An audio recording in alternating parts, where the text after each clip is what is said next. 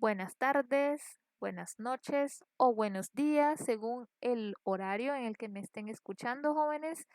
Es un gusto poder saludarles por lo menos de esta manera. Ustedes saben que hemos tenido bastantes dificultades, pero estamos resolviéndoles de la mejor manera posible.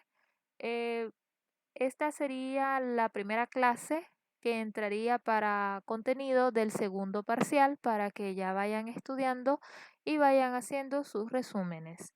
Entonces, vamos a iniciar. Este es un pequeño resumen que yo les dejo acá, un pequeño repaso anatómico. Esto ustedes ya lo saben, ya lo dominan. Específicamente, nuestro riñón está compuesto por la corteza renal, ¿verdad? Que ya ustedes saben ver esta parte. Nosotros tenemos las famosas pirámides de Malpighi, aproximadamente unas 5 o 6 en dependencia del tamaño de nuestros riñones, y generalmente ellas en su estructura microscópica están compuestas por la unidad básica y estructural de la vida de los riñones conocida como nefrona, que prácticamente es toda esta estructura que tenemos acá. Nosotros empezamos estudiando la nefrona con el glomérulo, que es esta parte que observan ustedes acá, y que generalmente le sigue, ¿verdad? Toda una serie de túbulos, que en este caso serían el túbulo contorneado proximal. Después este tubo se hace un poco más delgado, va descendiendo y esta U se llama asa de Henle. Luego esta se va a volver a tener calibres un poco más gruesos y esto se conforma del túbulo contorneado distal. Para terminar en el túbulo colector, ¿verdad? Que prácticamente esto ya es el fin de nuestra nefrona. Entonces, esta otra imagen es prácticamente lo mismo. Acá tienen el glomérulo, acá tenemos nuestros túbulos contorneados proximales, nuestra asa de Henle y nuestro túbulo contorneado distal y al finalizar con el túbulo colector. Entonces, prácticamente, ¿por qué les explico esta pequeña parte? Es más que todo un recordatorio porque si nosotros nos empezamos a recordar cómo está compuesto nuestro riñón desde su estructura microscópica, podemos perfectamente comprender cómo actúan los fármacos diuréticos. Aquí les dejo este pequeño recordatorio de endocrino. Nuestro hipotálamo, que es una de nuestras glándulas maestras, nos ayuda a la secreción de la hormona vasopresina. La hormona vasopresina es la misma hormona antidiurética. Nosotros le llamamos también hormona ADH, porque prácticamente nos ayuda a contrarrestar la diuresis. Entonces, cuando nosotros hablamos de hormona antidiurética, estamos hablando de una hormona que nos ayuda a regular la cantidad de agua o prácticamente lo que conocemos como la osmorregulación.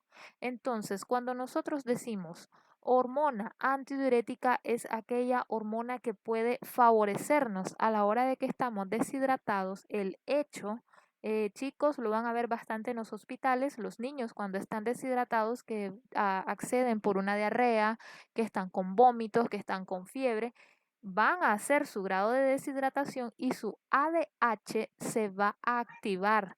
Y ustedes van a observar que el niño no está llorando, pero que no está sacando lágrimas. O le estamos preguntando a la mamá, ¿está orinando? No.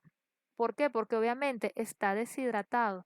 Y esto es un factor favorable en el sentido de que el organismo va a detectar un grado de deshidratación y lo que va a empezar a hacer es ahorrar. Va a mandar la orden al cerebro, nuestros pequeños riñones, de que estamos deshidratados y le manda la orden que no siga produciendo, perdón, que aumente la producción de vasopresina para que nosotros no estemos deshidratándonos aún más y ahorremos agua. En el caso de nuestros pacientes hipertensos, esta hormona antidiurética es su principal enemiga junto con aldosterona, porque lo que hacen ambas es que nos ayudan a retener líquidos. Así que vamos a observar a aquel paciente que al fin del día les va a decir, soy hipertenso, tomo mi tratamiento, mi enalapril de 10 miligramos, pero al final del día me siento los pies inflados o inflamados, me duelen y estoy como reteniendo agua, te dicen. Entonces, eso se da precisamente porque su hormona antidiurética está elevada. Entonces, en el caso de los hipertensos, esto es un arma de doble filo, ¿ok? Entonces, aquí les dejo, como siempre en farmacología, hablamos de receptores. Nuestra vasopresina tiene receptores B1 o receptores vasopresínicos 1 y los receptores B2. Los receptores B1 los encontramos de mayor predominio a nivel cardíaco. Los receptores B2 los encontramos de mayor predominio a nivel de nuestros pequeños riñones. Aquí les dejo esto solamente para que ustedes lo observen. Los receptores B1 activan toda esta serie de sustancias, las fosfolipasas, el inositol trifosfato, y me favorece, en este caso, los B1 a la apertura de canales de calcio. Y esto me va a hacer una mayor contracción cardíaca. Es decir, esto que yo les dejo acá es más que todo para que ustedes expliquen o entiendan, mejor dicho, cómo funciona nuestros receptores B1 a nivel cardíaco y cómo funcionan nuestros receptores B2 a nivel renal. Entonces, en los B2 activa la adenilciclasa, el AMP cíclico, y me va a favorecer mayor secreción de la proteína quinasa que me va a hacer mayor reabsorción de agua a nivel de los riñones. Entonces, para que ustedes puedan comprender esos mecanismos, por eso se los dejo, ¿ok? Dentro de las funciones, esto sí, generalmente, antes de, si ustedes se han fijado en las otras clases, antes de hablar de los medicamentos como tal, de los fármacos, sus mecanismos, sus reacciones, me gusta hablar un poquito de la hormona. Hablamos de fármacos diuréticos, entonces hablemos de hormona antidiurética. Entonces, las funciones básicas de la ADH o la hormona antidiurética o la hormona vasopresina me permite todas estas funciones. Número uno, la osmoregulación, que obviamente pues me va a permitir esta función mediante la activación de los osmoreceptores. Los osmoreceptores son los receptores que están a nivel cerebral y que esto va a estar regulado cuando nuestros riñones mandan la orden de que nosotros estamos deshidratados, que empecemos a ahorrar agua para que nosotros no estemos deshidratándonos más. Otra cosa importante, ADH me permite la disminución. Cuando yo les pongo esta flecha hacia abajo significa la disminución. Permite que yo disminuya la diuresis. Claro, si obviamente yo estoy haciendo un ahorro de agua, no voy a estar con la diuresis aumentada. Otra cosa importante, aumenta la reabsorción de agua. Es lo mismo a decir ahorro. Si estamos ahorrando, ¿cómo va a estar la absorción de agua? Aumentada.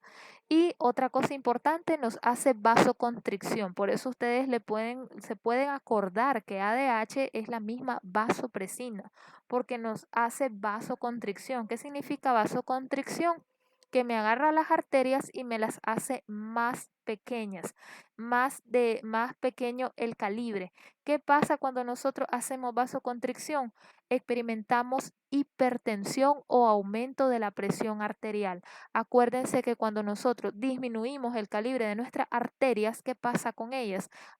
La sangre va a pasar pero por un espacio más pequeño y esto va a aumentar la resistencia vascular periférica, traducido clínicamente como hipertensión. Esto que no se le olvide, hipertensión igual a vasoconstricción. Le explico la otra, pero no, obviamente no es acá. Vasodilatación es igual a decir aumento del calibre de las arterias y que esto me va a generar a mí disminución de la presión arterial o hipotensión. Solamente les estoy explicando la diferencia entre vasodilatación y vasoconstricción, pero recuerden que ADH me hace vasoconstricción, ¿ok? Aquí les dejo la osmorregulación. Por lo menos la parte más básica, nosotros tenemos una regulación positiva y una regulación negativa. Cuando nosotros hablamos de regulación positiva, estamos hablando de aquellos factores que me aumentan la producción de ADH. Por eso les puse esta imagen. Ejemplo clásico, la deshidratación. Ejemplo clínico que ustedes me puedan decir, una fiebre, un paciente vomitando. Son casos en los cuales nuestros riñones activan los osmoreceptores a nivel cerebral y mi hipotálamo va a empezar a secretar más ADH. Entonces, cuando nosotros tenemos un grado de ese tipo para aumentar la secreción de ADH, eso se llama regulación positiva. Cuando yo tengo una regulación negativa, son factores que me van a disminuir la producción de la ADH. Ejemplo clásico, el licor. Entonces, por ejemplo, ustedes pueden ver cuando una persona está alcoholizada o tomando, lo que está haciendo es disminuir la producción de la ADH. Entonces, o inhibirla, pues como nosotros conocemos ese término. Si yo inhibo la producción de vasopresina, entonces, ¿qué va a pasar en mi organismo? Voy a producir que mi ADH se disminuya. Por lo tanto, si mi ADH se disminuye, es una regulación negativa. ¿Y cómo va a estar mi diuresis? A ver, pensemos ahí en esa parte. Si yo disminuyo la producción de ADH, ¿cómo voy a estar orinando? ¿Poco o mucho? Claramente, ¿verdad? Les voy a dar la respuesta. Si yo disminuyo la ADH, obviamente voy a producir ¿qué cosa? ¿Cómo va a estar mi diuresis? ¿Mm? Se los dejo ahí a pensar. Me lo pueden decir, ¿verdad? En los comentarios de la clase, pero sí les voy a dar su respuesta, ¿ok? Por ejemplo, si estamos alcoholizados o en el caso también aplica en el frío, vayan a meterse al cine y se beben un litro de gaseosa de cualquier sabor bien helado. ¿Qué va a pasar? El frío y la cantidad de líquidos van a inhibir, van a disminuir la producción de ADH y la diuresis va a aumentar. Entonces, ejemplo clásico, si yo ya no estoy ahorrando agua, obviamente la voy a botar, entonces me voy a andar orinando. ¿Ya? Entonces, ¿entendimos esa parte ahí? De todas maneras, el que tenga duda todavía me lo puede decir. Con mucho gusto se lo aclaramos, ¿ok? Aquí les dejo, esto es lo mismo que les estoy diciendo. Tenemos sed, estamos deshidratados. Entonces, ¿qué pasa en nuestros riñones? Le manda la orden al cerebro y si estoy deshidratada, el cerebro va a empezar a producir más ADH porque no necesito perder agua. Necesito ahorrar agua. Entonces, si yo ahorro agua, no orino. Así de sencillo. Entonces, si hacemos lo contrario, por ejemplo, estamos alcoholizados, eso es lo clásico que podemos observar, nuestra ADH disminuye. Si disminuye es porque estamos haciendo un ahorro de agua. Y si estoy haciendo ahorro de agua, mi diuresis va a estar aumentado. ¿Ya? Entonces es lo mismo que les estaba explicando en la parte anterior. Otro ejemplo clásico acá, lo que les estaba diciendo del cine. El frío ya está demostrado que inhibe la ADH. Entonces, si ustedes están en un ambiente frío, no necesariamente el cine, pueden estar en oficina, pueden estar en el hospital, ahí lo van a estar experimentando. Y si están de turno, tal vez en la madrugada, están bebiendo su café, su gaseosa para estar despiertos y el aire está sumamente frío, entonces, ¿qué va a pasar con su ADH? Va a disminuir, muchachos. Disminuye el ADH y empiezan a andarse orinando a cada rato. Entonces, ahí tienen, ¿verdad?, los ejemplos clásicos de osmorregulación. Acá les dejo otra cosita muy importante. Los fármacos diuréticos son todos aquellos medicamentos destinados a aumentar la diuresis.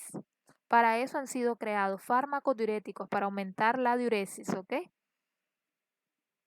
¿En qué tipo de pacientes lo puedo utilizar? O los usos clínicos, pues como nosotros lo conocemos. Hipertensión arterial, alteraciones de insuficiencia cardíaca congestiva, edemas agudos de pulmón y aquel paciente que tiene problemas de cirrosis hepática. Entonces, aquí les dejo la clasificación. Esto sí se los puedo preguntar. ¿Cómo se clasifican los fármacos diuréticos? Tienen los fármacos inhibidores de anhidrasa carbónica.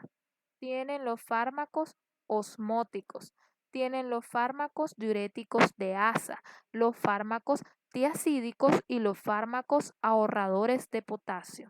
Los ahorradores de potasio a su vez se clasifican en inhibidores del sodio y los antagonistas de aldosterona. Recuerden algo, en farmacología nosotros hablamos mucho de fármacos agonistas y de fármacos antagonistas.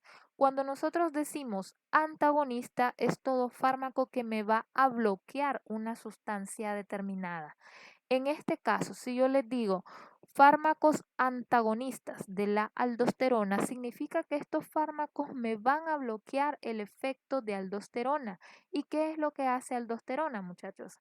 ¿Recuerdan cuando les dije, en el caso de los pacientes hipertensos, su enemigo es la hormona antidiurética y la aldosterona? A ver, recuerden esa parte ahí que se los dije. Precisamente cuando nosotros hablamos de antagonistas de aldosterona, significa que estos fármacos me van a bloquear esta sustancia porque la aldosterona me produce retención de líquidos. Entonces, para ese tipo de problema, yo lo puedo perfectamente utilizar en un paciente hipertenso. Entonces, aquí les dejo, ¿verdad? Esta clasificación, como les digo, esto sí se los puedo preguntar, esto sí es pregunta siempre de examen. Entonces, aquí les dejo dónde actúan. Los inhibidores de la anhidrasa carbónica actúan en el túbulo contorneado proximal, es decir, después del glomérulo. Los fármacos osmóticos o diuréticos osmóticos actúan en el túbulo contorneado proximal, casi en la parte final, ¿sí? Y en el asa de Henle. Los diuréticos de asa, su mismo nombre lo dice, actúan en el asa de Henle. Los tiacídicos actúan en el túbulo contorneado distal y los ahorradores de potasio actúan en el túbulo contorneado distal y en los túbulos recolectores.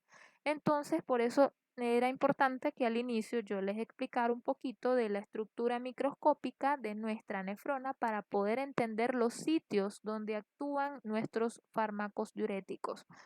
Entonces, aquí les dejo esta imagen, más que todo para que ustedes la recuerden, es la misma nefrona, ¿verdad? Todos sus túbulos. Aquí está un poquito más bonita, ¿verdad? En la otra parece un marañero, pero para que ustedes aquí lo comprendan. Inhibidores de anhidrasa carbónica actúan después del glomérulo, actúan en esta parte de acá, en el túbulo contorneado proximal. Los osmóticos actúan en la parte final del túbulo contorneado proximal y el inicio del asa de Henle. Los diuréticos de asa actúan en toda la totalidad del asa de Henle.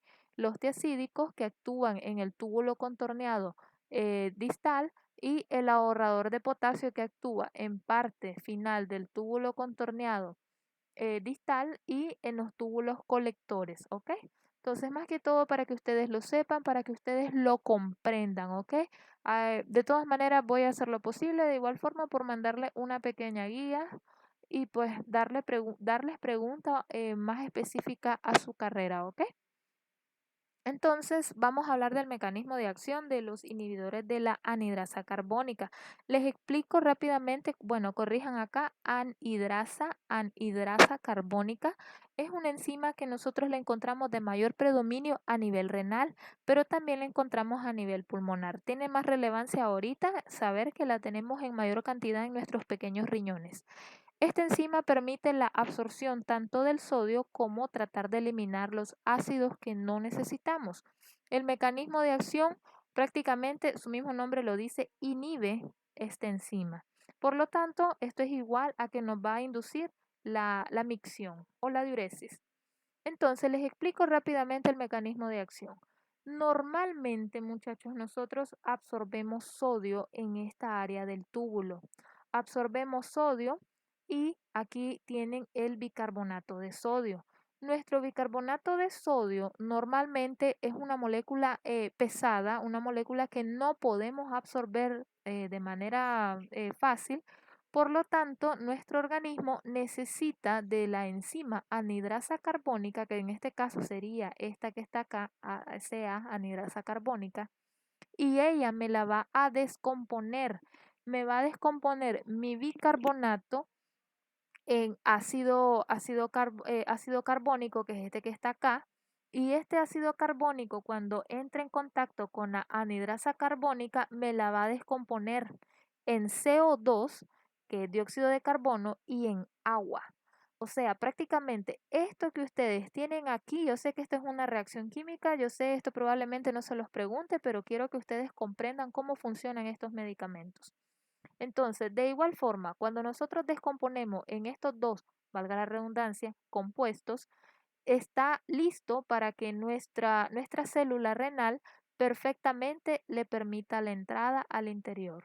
Entonces, si ustedes se fijan, ahora sí se puede perfectamente dar la unión del CO2 con el agua, volvemos a formar el ácido carbónico y el ácido carbónico, cuando encuentra una molécula de hidrógeno en el interior, vuelve a formar el bicarbonato. Y una vez que nosotros ya formamos el bicarbonato, este pasa al interior de nuestra célula.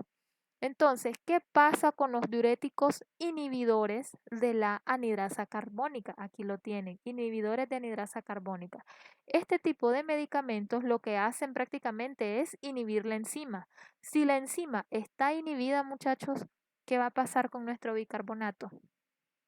Obviamente, todo esto, esta descomposición, estas reacciones, no se dan.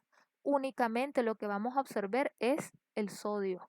Entonces, este tipo de diuréticos lo que perfectamente a mí me están haciendo es botar nuestro bicarbonato. Y esto sí es peligroso porque si nosotros empezamos a botar el bicarbonato que normalmente deberíamos de estar absorbiendo, esto se traduce en una acidosis metabólica. Entonces, ahí ya tienen, ¿verdad? Esa aclaración. Por lo tanto, ¿qué voy a tener como resultado? Voy a evitar que el sodio se me reabsorba. Vamos a revisar acá. Aquí. Es cierto, realmente sí, ahí disculpen acá si me equivoqué, en esta parte cuando nosotros inhibimos perfectamente nuestro sodio no se va a absorber porque obviamente pues al no darse esta serie de reacciones vamos a botar el bicarbonato y nuestro sodio tampoco se va a absorber. Entonces aquí está, como resultado yo voy a tener evitar la reabsorción de sodio, voy a evitar que esté absorbiendo agua, claro, ¿verdad? Si obviamente el bicarbonato no lo descompongo, que acá tengo la composición del agua, si no entra al interior de la célula, entonces claramente voy a tener también pérdida de agua y voy a botar el bicarbonato. Como les estaba diciendo, hacemos una acidosis. Por eso no es recomendable utilizar estos diuréticos como tratamiento sostenido, ¿ok? Vamos, acá les dejo con los usos clínicos. Nosotros podemos utilizar este tipo de diurético en el glaucoma, en los edemas pulmonares por altura. Lo podemos también revisar, ¿verdad? En este tipo de casos, pero no de manera sostenida. Los efectos tóxicos me pueden empeorar perfectamente una encefalopatía hepática precisamente por lo de la acidosis. Aquí está acidosis metabólica y por la hiponatremia. Acuérdense de que hiponatremia es la disminución de qué cosa. Hipo, disminución, nat, sodio, hemia, sangre. Por lo tanto, la hiponatremia es la disminución de la cantidad de sodio en nuestra sangre. ¿Por qué se va a dar la disminución de sodio en nuestra sangre? Acuérdense de que el sodio no va a entrar. Igualmente que el bicarbonato, lo vamos a botar. Por eso no son tratamientos que lo vamos a utilizar de manera sostenida. Y si ustedes se fijan, los usos clínicos pues son, en el caso del edema pulmonar por altura, esto se maneja meramente en la UCI, ¿ok? Así que más que todo lo van a haber utilizado, de mayor uso, perdón, en este tipo de pacientes. Los mecanismos de acción para los osmóticos son fármacos de uso clínico igual especial. Su mecanismo de acción se basa en la filtración en este caso, en el glomérulo, en el túbulo contorneado proximal y en el asa de Henle. Estos no van a salir del tubo y me permiten que ocurra mayor arrastre de agua. Por eso son mecanismos de acción osmótico. Todo lo que encuentre en su camino se lo va a llevar. De hecho, son muy potentes, hay que tener mucho cuidado y aquí les dejo la imagen otra vez recordándoles que trabajan en el túbulo contorneado proximal y en parte del asa de Henle. Así que todo lo que encuentren en este lado, tudito lo van a empezar a arrastrar. Van a hacer un arrastre masivo de agua. Aquí les dejo los usos clínicos en los edemas cerebrales. Por ejemplo, uno de ellos muy potente es el manitol. Lo van a ver que se utiliza bastante, sobre todo en lo que es el área de la UCI. Tienen también el glaucoma agudo. En los casos de diálisis por exceso de volumen también se utiliza este tipo de fármacos osmóticos. Y los efectos tóxicos, ahí ustedes pueden observar, podemos utilizarlo en los casos de las insuficiencias cardíacas congestivas, me van a favorecer a la aparición de un edema agudo de pulmón, precisamente por el mismo mecanismo agresivo que tienen de hacer el arrastre de agua. Ellos son excelentes, no les digo que no, van a ver ustedes el uso del manitol en los edemas cerebrales, pero con mucho, pero mucha cautela. Tienen, obviamente, ¿verdad? Si les estoy diciendo que son muy potentes y que tienen un gran arrastre de agua, vamos a experimentar hipovolemia o disminución del volumen de sangre, de agua en la sangre. Deshidratación, esto significa DH, deshidratación severa, y anuria, que ya ustedes saben, la anuria es totalmente la disminución de la frecuencia urinaria, es decir, el paciente prácticamente no orina. Tenemos lo siguiente, es el mecanismo de acción de los diuréticos de ASA. Ya ustedes saben, por misma definición, dónde actúan. Normalmente se da mediante el cotransporte unidireccional de los iones, ahí lo vamos a revisar. Permite el equilibrio electrolítico del riñón o de los riñones. Su mecanismo de acción va dirigido al bloqueo del sistema unidireccional. Observemos acá, tenemos el sodio, tenemos el cloro, tenemos potasio, tenemos calcio y tenemos magnesio. Entonces, normalmente nosotros absorbemos nuestro sodio, absorbemos nuestro cloro, absorbemos nuestro potasio, absorbemos calcio y magnesio. Cuando estos tres iones se absorben y entran a la célula, estos dos también lo hacen. ¿Qué pasa con los fármacos diuréticos de la asa de Henle? Ellos lo que hacen es inhibir nuestro sodio que entre al interior, inhiben que el cloro entre al interior e inhiben que el potasio entre al interior. Entonces, si ninguno de estos tres entran al interior de nuestra célula, ¿cómo va a estar el calcio y el magnesio? Tampoco van a entrar. Entonces, fíjense acá en los efectos tóxicos. Vamos a experimentar todos los hipos. Hipomagnesemia, disminución del magnesio. Corroboramos. Obviamente, si nada de esto entra, el magnesio tampoco. Entonces, experimentamos hipomagnesemia. Y esto puede ser peligroso porque el paciente nos puede detonar con problemas de arritmia. Disminuye la cantidad de calcio. Claro que sí, tampoco entra, entonces disminuimos nuestro calcio y vamos a experimentar calambres. Disminuimos nuestra cantidad de sodio, aquí lo tienen. También disminuye nuestra cantidad de cloro y entra menos cantidad de potasio. Entonces, aquí les dejo, ¿verdad? Todos estos efectos tóxicos. Podemos experimentar aumento del ácido úrico, podemos experimentar hiperglicemia. En el caso del paciente diabético no podemos utilizar estos diuréticos y si lo utilizamos es con un control riguroso de la glucosa. Pueden causar ototoxicidad o que pueden ser tóxicos para los oídos si nosotros lo utilizamos a dosis altas, a dosis que podemos perfectamente causar sordera. Entonces hay que tener mucho cuidado con estos diuréticos. Los usos clínicos en insuficiencia cardíaca congestiva, en los casos de cirrosis hepáticas, en el síndrome nefrótico, en las insuficiencias renales agudas y en la hipertensión arterial. Entonces, aquí tenemos una amplitud de los usos clínicos y pues sí, los podemos perfectamente utilizar también de uso ambulatorio. Ya vamos a ver cuáles medicamentos pertenecen a esta. Tienen los mecanismos de acción de los fármacos tiazídicos. Estos son inhibidores del transporte unidireccional del cloruro de sodio. Estamos hablando de cloro y de sodio. Si nosotros venimos y evitamos la reabsorción del cloruro de sodio, entonces estos se van a estar eliminando mediante la orina. Observemos acá.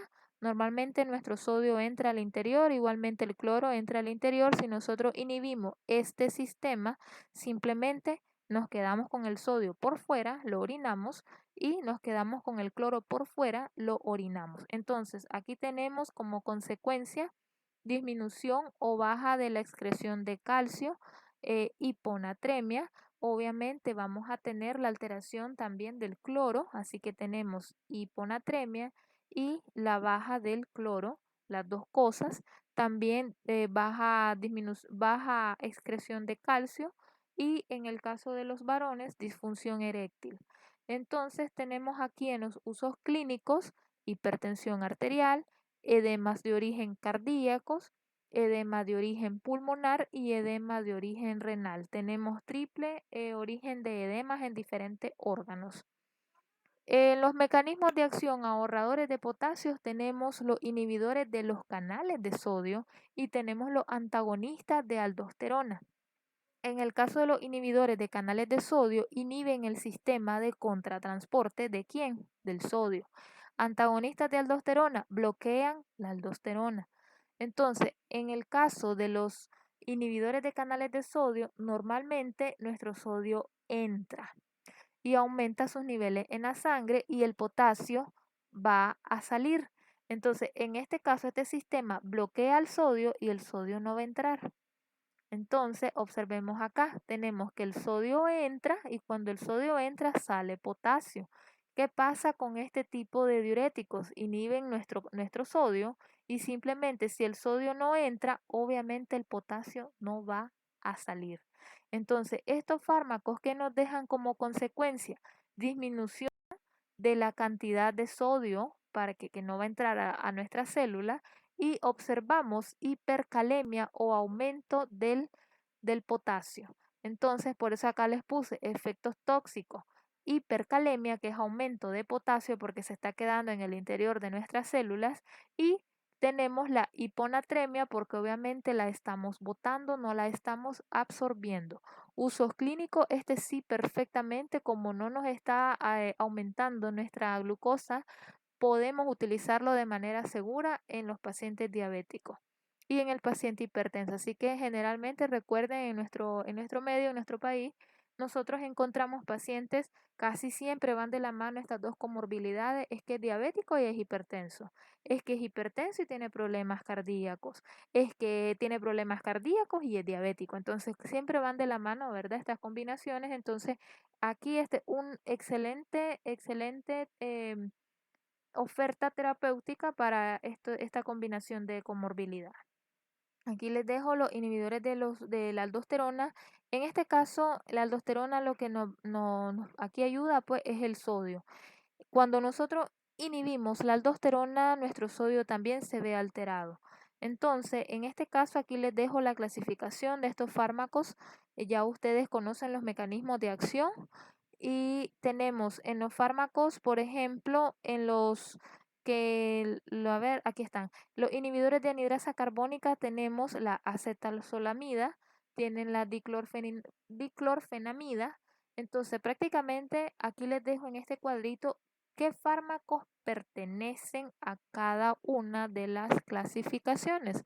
Observen en los osmóticos, acuérdense que los osmóticos son aquellos que eran muy potentes, tienen el manitol en primer lugar, tienen isosorbida utilizada también para problemas de insuficiencia cardíacas congestivas y tienen la urea.